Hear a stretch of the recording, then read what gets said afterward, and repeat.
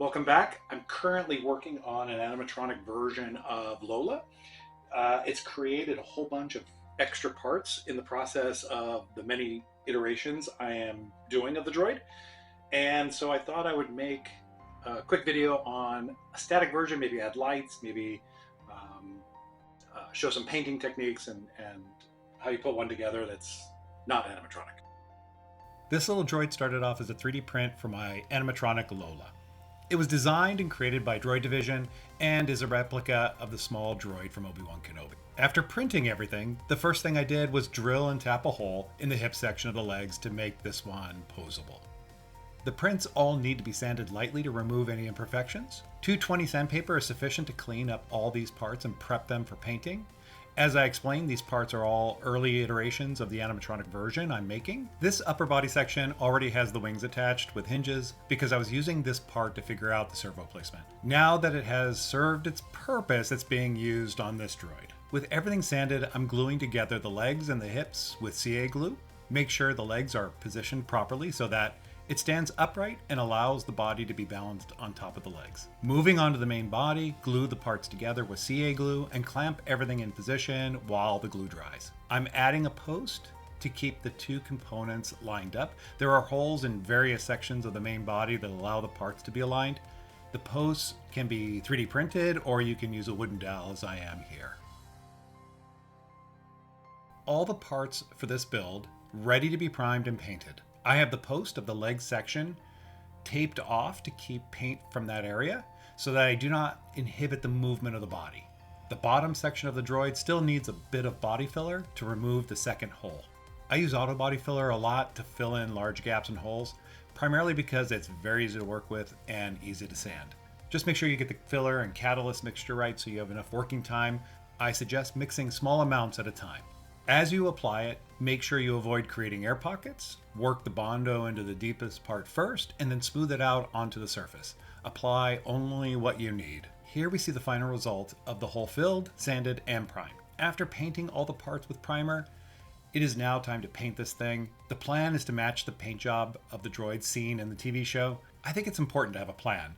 This particular droid is mostly gunmetal gray color and red and white on the top section. I'm using Vallejo metallic airbrush paint and an airbrush. I prefer to use an airbrush because I can control the thickness of the application and the paint. You want the color to go on nice and thin, slowly layering the paint as you apply it. The airbrush paint is very thin but has very good coverage. Allow your layers to dry slightly as you're painting. You always want to airbrush in a well-ventilated area. Just be careful not to spray too much and create puddles of paint or drip marks. The detail pieces need to be a gunmetal color as well, and the airbrush makes fast work of this. Again, you need to apply multiple layers of color. With the legs glued together and the post taped, we can spray the legs very quickly with the same color. With the top of the droid primed, I decided to use red spray paint. This one is by Montana Colors, and it is a flat red color. I really like this brand of paint because it has a nice coverage and has a great sheen to it. Mask off the red areas you want to remain red. I'm using a very thin masking tape that you can get at most art stores. I have a couple different sizes of masking tape that I use for this purpose. I do just the edge first and then tape up the rest of the area with regular masking. Again, I'm using spray paint by Montana Color, and this particular color is Malto White. It's an off-white color that looks white on camera, but really is a light cream color. I think it looks better for the droids than just pure white, and I sprayed the entire top section of the droid with this color. With the paint dry, take a razor blade or an X-Acto knife and run it around the edge where the tape meets the paint. This way your tape will not pull off any paint. It is very satisfying to peel the masking tape away from your model as it reveals the area that was left unpainted. Time to do some assembly. The legs are attached to the lower section of the body. I'm using a 440 screw and a washer to hold the legs in place.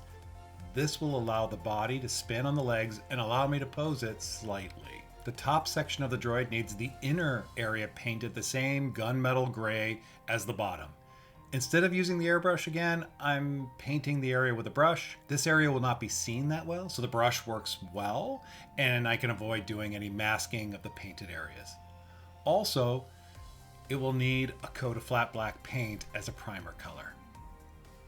Most of the bottom and the inside will need to be the same color as the lower portion of the droid. Additionally, the inner portion of the two eyes and lip section of the wings. The inside portion of the wings need to be the same color as the inside. With everything painted black, I used the same brush to paint on the gunmetal gray color. While I was at it, I thought I would go ahead and paint the antenna. The antenna is basically just a small piece of metal rod and a 3D printed tip. Continuing with the assembly, using a little bit of CA glue to glue on the eyepieces. Even though it's going to be a static droid, it doesn't mean we cannot have something happening. So I'm adding two LEDs, one for the main eye and one for the secondary eye.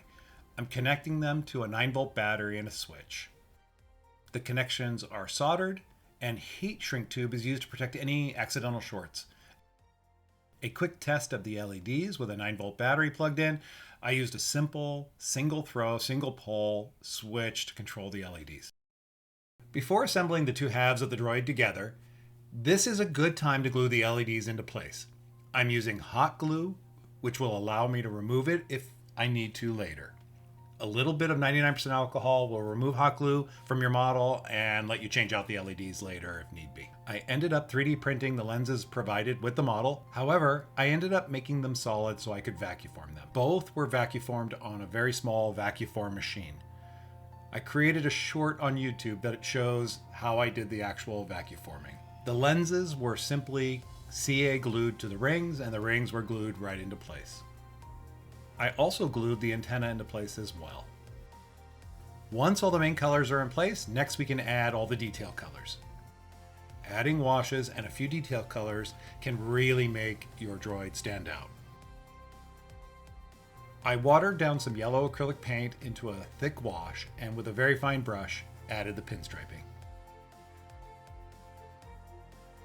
In this case, LOLA has yellow pinstriping in several of the details. There is a small, recessed round area near the upper right of the main eye.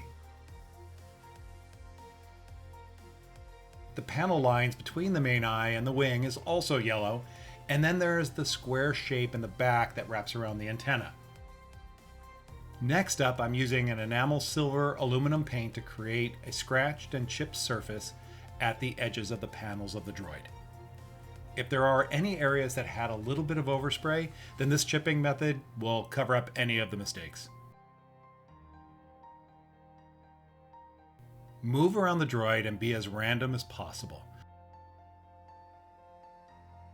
Using small brush strokes, add little bits of scraped paint to the edges and things that might scrape against something else. It is up to you as to where you would want to put chips and scratches and how heavy to make them. You could even put in heavier scratches with a knife and then start adding all your paint on top of that. Then doctor up the scratches with the aluminum paint to make it look chipped and ruined. Create a wash with flat black acrylic paint and water. This time, the wash should be very thin. This will allow the paint to flow into the details, depressions, and corners. A damp towel is used to buff off or wipe away some of the paint. The paint that's left behind will appear as dirt or grease and will create a natural shadowing effect. You can layer the washes and make some areas darker. I apply liberally, and you will notice that the paint is watery looking and will give you a good amount of working time. Do not let it sit there for too long because the water will eventually dry and then the paint will be left behind. You can even have a spray bottle of water handy so that you can spray off some of the excess paint or get the paint to drip and run in really interesting ways. I'm trying to bring out the panel lines and the detail as much as possible, especially in this large gunmetal gray area. I want there to be highlights and shadows present, even if it's meant to look like one color. A paint wash can be just about any color you like. I typically do them in contrasting color to the base coat of paint. With weathering or when making something look old, you can do both light and dark washes. It is rare that I will use only one color of a wash. I really like the way the layered colors look. They really add a lot of dimension to the model and an overall nice effect. And you can see here where I'm adding a heavier layer or heavier wash around the eye, and that's just to darken up that area and really make the eye stand out. And there you have it, the finished droid fully painted with a posable body and wings that open. The wings allow me to have access to the switch to turn on the lights and a place to stash stuff. This is a great little model that can be painted many ways. You do not need to make it animatronic to have something cool on your shelf. I not only built this droid, this static droid, but I ended up also building a second one that was a little bit more damaged and a little bit more beat up. You can really have a lot of fun with these things, and you know, there's a lot of different colors you can do and a lot of different things that you can do with them. So hopefully you enjoyed this video, and we'll see you in the next one.